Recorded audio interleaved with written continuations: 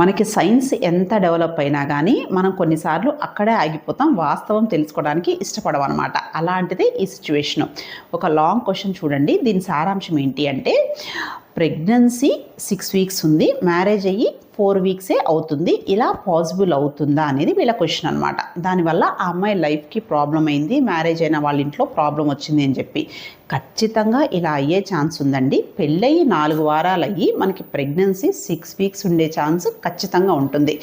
ఎలా ఉంటుందో చెప్తాను వినండి. ఒకటి, మనకి ఎప్పుడైనా ప్రెగ్నెన్సీ క్యాలిక్యులేషన్ అనేది మీ డాక్టర్ గారు కానీ, స్కాన్లో ఉండే సాఫ్ట్వేర్ కానీ ఎల్ఎంపి డేట్ నుంచి క్యాలిక్యులేట్ చేస్తుంది అనమాట. అంటే లాస్ట్ మెన్స్ట్రల్ పీరియడ్, మీకు పీరియడ్ వచ్చిన డేట్ నుంచి క్యాలిక్యులేట్ చేసుకోవాలి.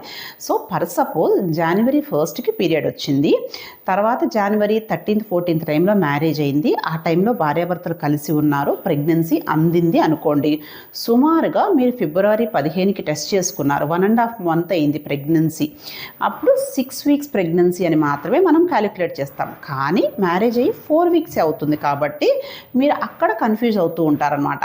మీకు మ్యారేజ్ అయ్యి 4 వీక్స్ అయినా కానీ కరెక్ట్గా మ్యారేజ్ అనేది ఫర్టైల్ పీరియడ్లో, ఎగ్ రిలీజ్ అయ్యే పీరియడ్లో మ్యారేజ్ అయింది, అదే టైంలో హస్బెండ్ వైఫ్ కలిసి ఉన్నారు, అదే టైంలో ప్రెగ్నెన్సీ వచ్చింది.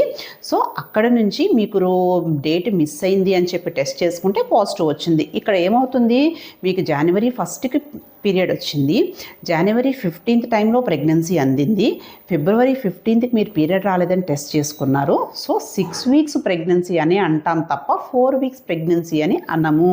సో అందరూ ఈ విషయం తెలుసుకోండి. మ్యారేజ్ అయిన యంగ్ కపుల్స్ ఖచ్చితంగా ఈ విషయం తెలుసుకోండి. దీని మంది చాలా ప్రాబ్లమ్స్తో హాస్పిటల్కి వస్తున్నారు.